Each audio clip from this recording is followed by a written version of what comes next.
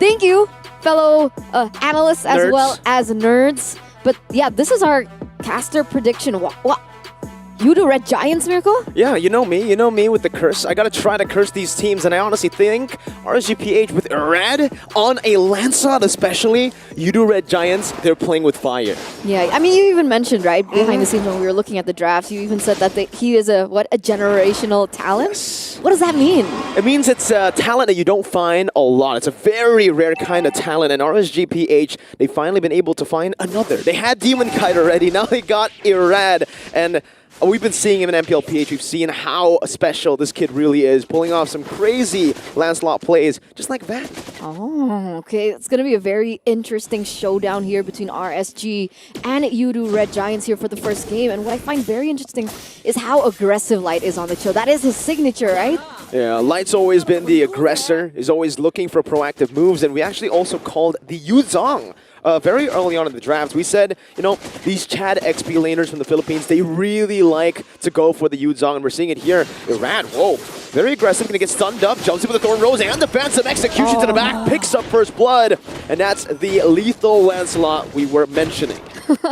I mean, it's only been 1 minute, right? It's only been 1 minute, and you can already see what Irad is made of. Already at 1-0-0, even with the Demon Slayer emblem, even before his items are even developed. And at this point, it looks like he is winning it out on the rotations. But looking at Sekis, he's not that far behind RSG, though, putting a lot of pressure onto this Claude in the bottom lane.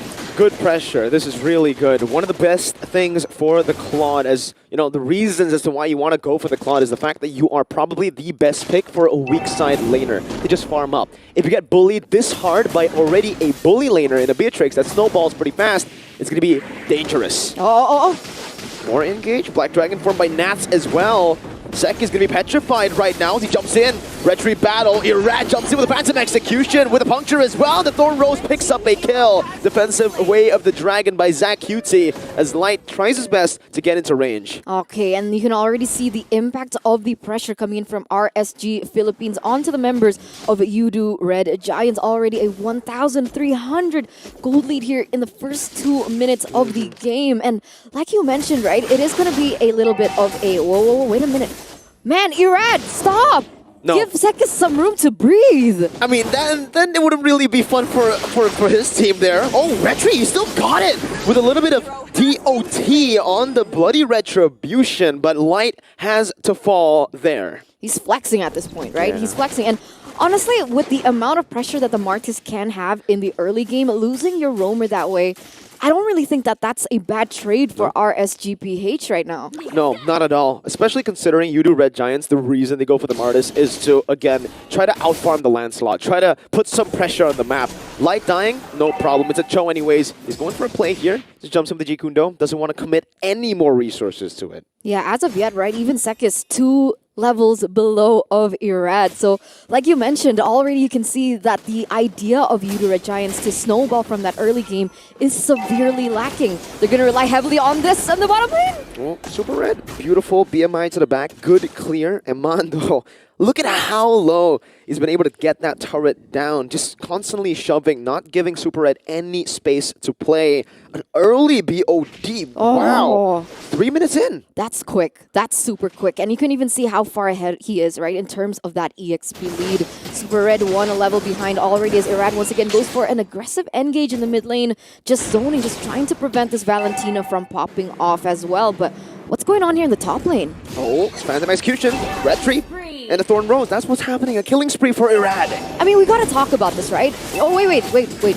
They're all going for the turtle now. The objective gaming is real, but is this wise? Yeah, I think it's not the wisest move, but for Red Giants, it's the best move they could take. They know that the XP has been slain. They know Irad's up top and use Retri, so go for a trade, and it's honestly in favor of you do Red Giants. Yeah, that was... Oh, wait.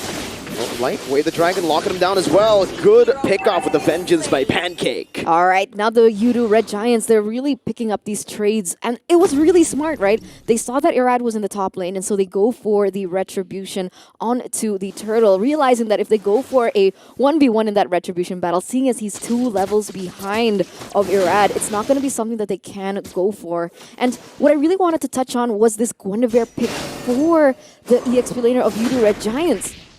Very interesting against the Yuzong. Who's supposed to win that trade? It should still be the Yuzong, and that's why you're seeing just no pressure at all from Gorgeous. I think they're really banking on the fact that they get mid-game power spike. I really thought the Arlet also does pretty bad in lane against the Yuzong, so maybe that's why they give the Guinevere open. For the all-ins, the Guinevere could definitely have a little bit more to say compared to the Arlet, as the person's crazy cancels going on in the mid lane. RWM also committed, but that's an RWM responded over. Zach QT forced to flicker out, but Aqua is hunting them down. This is a signature pick as well, by the way. Remember? Yeah, beautiful, beautiful cover by Aqua as well, right? I mean, that would have been a really good pick onto Irad if not for the Yves themselves. 2,000 gold already here in the first 6 minutes of the game, and it was cool to see the Guinevere once again. I mean, we saw it only once before, but him using it as the last pick hasn't really worked out for the Yudu Red Giants. No, last time we saw it was a jungle pick, right? No, Light flickering out to safety. A good final slash there to disengage, but back to the point, was in jungle yesterday. The Guinevere by CFU. We'll see now. Both of these teams already centering their focus. Pancake, getting petrified. Good petrify. Pancake just bursted down. Good combo as well from the Bennett's Rage. And now it's just Nats doing a job. Black Dragon form zoning Sekis away, who's just going to be forced on that purple, but Irad didn't use Retry. He's going to go for another good secure by Sekis. That could have been a disaster for this jungle. But Yudu Red Giants, they make the best of what they have been given. I mean, at this point, right, RSG, they're already snowballing out of control. They don't have pressure, and they're going for the mid lane again? No, RWM just stands there. Zach QT takes it like a Chad, but ends up dying. Sekis as well in the midst of it all right now. Gets out with the Mortal Coil. Violet Requiem chaining Irad and Aqua, and asking for the Thorn Rose. He won't be able to escape. It's a shutdown, but Pancake, the roamer, takes it in. Light, though, now with Way the Dragon. Bennett's Rage popped in. That's Gorgeous, who just disappears from the map. Pancake as well gunned down. Good conceal to get out. No way. Trades after trades, but still in favor of RSG. It looks like Light, even Amon already has that damage already. I'm quite curious as to what items he has already built in his kit here in the early stage of the game. And once again, RSG with the quicker rotations, putting pressure in the top lane, looking for more objectives on the board. That's a lot of damage from Iman. I really, really want to see his items right now. It's actually just pretty disgusting. Oh, there you go. These are the Malefic items. Roar? Already? Pretty fast. That's BOD Malefic Roar. A lot of damage, a lot of penetration as well. Earlier on, even before. All right, okay, I guess the Claude has the steel leg plates, right? So the warranted Malefic Roar does make sense, but that's a really early call. And the thing that you can say here, even though it feels like RSG is leading quite a bit. Whoa, Lights! Rage. Oh, good cancel with the final slash. Good disengage, but Pancake just dashes into the Nibiru's Passion. Black Dragon form from Nats getting out. The Violet Requiem there, still held off. Gorgeous doesn't want to commit to this losing fight for Yudu Red Giants. They will disengage under the turret when their RWM comes down. Iman with a good snipe in, threading the needle, finding Zach QT in the midst, and even the tier 2 falls. Amon's playing out of his mind, right? That ability to sniff out where the Guinevere was going to jump in with her ultimate being able to flicker out before it even lands was a beautiful play by him, and now they are going to be free to get this Lord, seeing as they are one member down from the side of Yudu Red Giants. Sekis doesn't really have much of a say with how he's being zoned away by Light. It's interesting to see the fact that RSGPH Irad, he's so far up ahead. He is right now 2.6k ahead of Sekis. And he's still 3 levels. Yeah, 3 levels as well. But he still goes for defensive items. He goes for the War Axe, Thunderbelt, and then the Sky Guardian Helmet. I would expect him to just go for the Endless Battle a bit earlier instead of the Sky Guardian Helmet. But it shows you how much respect he has for Udu Red Giants, who are still able to defend. Yeah, I was about to say, right? I think that's respect at this point. I mean, things could still change at this point of the game. We're still 10 minutes in. Nats here, putting some pressure, zoning out the members of the Udu Red Giants as RSG take all of the second-tier turrets away from RG. 7,000 gold lead already here in the 10th minute of the game, but they still need to be careful, right?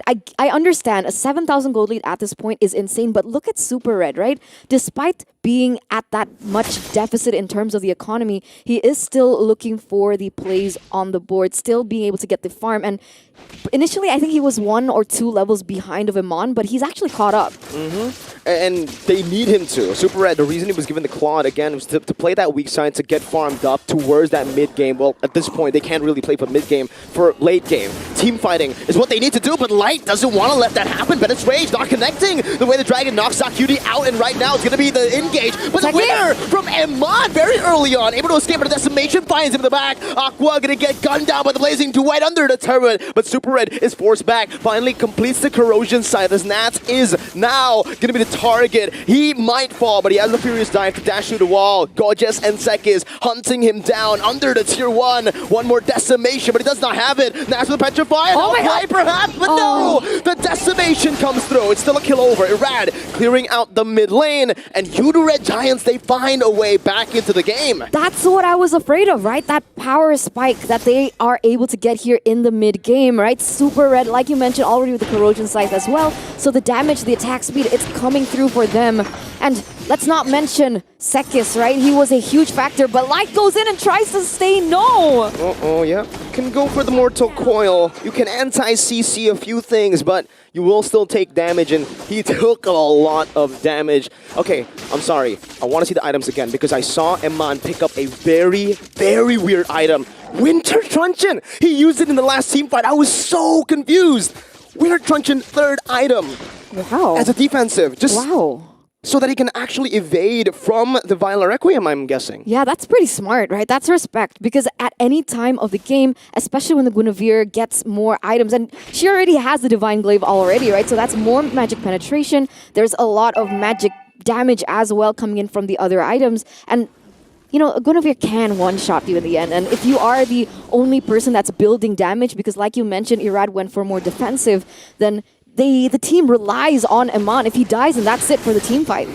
Iman never fails to surprise me with his crazy itemization. Every single time. One of the smartest itemizations from a gold laner. But right now, RSGPH, they're just taking the discipline route. They have the gold lead still. It was 7k, now down to 5k, but it's still a 2-level lead given to Irad here. Hans Quan's finally built. He has more sustains. The Black Dragon form gets popped in. Sex with the Mortal Coil, but the burst is too much to handle. RSG make quick work of the Lord. This time it is the enhanced one, Luminous. And it should be RSG playing it slow once again, unless Light wants to go for something. Final slash onto Irad. Iman with the Invader's Passion, but now the gun down comes through. Immortality being popped, but the decimation onto the back line is there. That's for the cover. Meanwhile, the back, Irad once again dealing a lot of damage. Doesn't have the puncture anymore, and he should fall. It's a shutdown. Winter Truncheon by Iman, but he gets knocked up. Not about Requiem, but Iman with a flicker back. He positions himself very well with a Blazing Duet now from Super Red as he marches forward to pick up the 3rd kill, and he equalizes in this team fight. Yeah, that's a 3-for-3 trade. It would have been in favor of Udu Red Giants, but you can see that Irad says otherwise, and so did Nats, right? An initial 6,000 gold lead for RSGPH has now shrunk to only 3.8k. They do and will be able to get the Lord in the mid side, so even though Udu Red Giants level it out in terms of kills, they do still have the objective in the bag, and it looks like Iman, Nats, they're on the way. Good shot onto Super Red. Good BMI as well to the back. Nats does not have the Petrifying. And it will just be Udu Red Giants who actually finds better value with the Lord that was taken by RSGPH. Yeah, let's take a look at what exactly happened before that, right? Because initially it felt like RSG were in control of the team fight, but look at Sekis' positioning and how he's able to target it really perfectly. Unfortunately, because Sekis was too busy trying to go for the backline of the side of RSGPH, you can see Irad going crazy in the backline of Udu Red Giants, but look how free Super Red was with the Blazing Duet, just dealing that damage. And this is what I was worried about, right? Even if RSG Philippines control the early game, if And only if the Claude can stabilize that lead, get the items that he requires, then he's still that factor that RSG Philippines need to take out first. Now it gets really tough, Eternal. It gets really scary if you're an RSGPH fan because Super Red has hit that item power spike, full items, even more gold now than the Beatrix. So Iman's early lead has completely been, eradicated. Funny because Irad's on RSG. Yeah. 10 out of 10. Oh, that's very generous. Yeah, even LaFell doesn't agree. Yeah, no, I think that was more nice. you are very nice. That was more of a 3, mean, man. but it's fine, yeah. LaFell is pretty mean. That's why he's not a good roamer. Anyways, back into the game here. It seems like they're still going. They still have more map pressure despite Yudu Red Giants finding the power spike here in the 15th minute. Because you got to think about this, right? I mean, even if RSG Philippines want to go for an engage, right? Yudu Red Giants has a lot of combos to work with, right? Gojes, you can still use Gojes in order to go for it. But the problem is, I feel like the Guinevere still needs setup. But that's exactly what you can get from Pancake. So, like, Aman himself needs to think about a lot of factors, and that's when vision becomes really, really important. They need to know where Pancake is. They need to know where this Guinevere is. And on top of that, depending on how Zach QT plays the Valentina, there is still a possibility that they can also utilize that combo for their favor in these team fights. And that's why these team fights perhaps always kind of fall in favor of Yudu Red Giants. Because the composition was built to team fight. So much AoE, but when the pickoffs happen like this, it's not really going to be good for Red Giants. They lose their roamer. The 16th minute, just as the Lord spawns, Irad wants to keep going. Super Red dealing a lot of damage onto Nats. Wow. 60% of his HP just taken out. He does still have the regen, and he's a Yuzong, so it should still be fine for him, especially the fact that he has an Oracle. But this one-man advantage is going to be massive for RSG. You can already see the setup here coming from Irad. Already focusing. Look at Gojes, right? This is going to be very scary. I hope they know. I hope they understand where he is. But he opens up with that Black Dragon form. Good zoning onto Sekis with Light as well. Aqua finds the Lord as Gojes now is forced to run away. Rad jumping to the back with another puncture. Unable to connect on a target, so that will not be reset. It's Sekis. Nice. Secure on the orange buff. Luckily, right? Being able to get what you can is, at this point, really important. That Lord is already marching there in the mid-side for RSGPH. And they are trying to make sure that all these 3 lanes crash at the same time to get the most out of it. I'm worried about the high ground for the Yudu Red Giants when it comes to the defense, because unless they do have a spot onto Aqua, there's not really much that they can do. You're right. Okay, jumping all the way, just making a big U-turn there with the minions as the second base turret down below falls. It's a good snipe back onto Pancake, just providing some poke as RSGPH look to take it slow. Oh, Super Red with the BMI forward. What? Irad now jumping back in. Run Nature going to be bought by Super Red, but Light might want to go for the jump here. He has the Jikundo, forces Super Red back and then finds it in the back. It's going to be a kill onto Super Red as Irad now buys the winner, buys the time, dodges away from the Thorn with the Thorn Rose. But it's not going to be enough for RSG to end the game. Very uncharacteristic from Super Red. Yeah, but they get 2 in favor of that, right? So, yeah, Super Red does get taken down. That was, I don't know, an overcommitment, a misclick. I don't like saying misclicks because they're pro players. But at the end of the day, Yudu Red Giants still in favor of Yudu Red Giants. I would say it's actually still in favor of RSGPH because sure, it's 2-1, but they did get 3 base turrets, and heroes can respawn. Objectives, they're not really going to respawn. Luckily, it's still the 18th minute, right? Because later on, those kinds of trades are going to be detrimental to how this game actually ends. You're right, especially with the respawn timers coming through. And man, Guinevere is also already full build, and it's scary, right? Iman has to be very careful in her positioning. And you know what's crazy? The Guinevere didn't go for like a semi-tank build. Usually we see Guinevere's full damage. Full damage. Calamity, Holy Crystal, Divine Glaive. It's a just burst, everything. Literally. Even Penetration, Genius 1, and Divine Glaive. So he really understands that, there's a lot of tanky members on the side of RSGPH. I'm going to deal true damage to them. Not just Divine Glaive. Divine Glaive and Genius 1, because he's a genius. Ooh. And he has a wand. Okay. Yeah, he does. But I find it interesting, right? Because why would you need that much penetration when the only person who made magic defense is Light? He just likes penetration, All right, man. Yeah, I can't argue with that. Yeah, no. I can't argue with that. Seriously, it's all about just because of the rose gold. It's also very good, but wow, Light finds a random pickoff again. You don't usually see that. Oh, Gojes in the back with a battle rep. Requiem. Iman has the rose gold, and that's why he was able to survive. Just as I called it, literally before the fight. Divine Glaive and Genius Wand is to penetrate that rose gold. And man, it did. Even though Iman got the rose gold, he still had to rely on his immortality to survive that one. Luckily he did, right? And now with that being said, with 2 members on the side of Yudu Red Giants taken off the board, RSG going to be very comfortable in getting this next neutral objective in that Lord here in the 19th minute of the game. And still the map is blue. They still have control over the map, the pressure all over the map. And Aman now with the Wind of Nature as well. And it makes sense, Gojas is still not up yet. Oh, light again. He's looking for it, jumps in. Oh, good winner from Sai. Iman gets brought back with the final slash, but he's still able to dodge away. Yudu Red Giants didn't capitalize on a caught, isolated Iman. They instead wanted to go for a light, and this might just be it. Okay, with the waves crashing in here in the bottom and those side lanes, this might be looking like the last stand for the Yudu Red Giants. Nats again with a Black Dragon form, just going in, Petrify ready, but he does not use it. Super in the back, jumping in, and Mon is going to be taken down by Gorgeous. The base wide open, Irad targeting it down, but will he be able to do it? Yes, he will. RSGPH starts strong.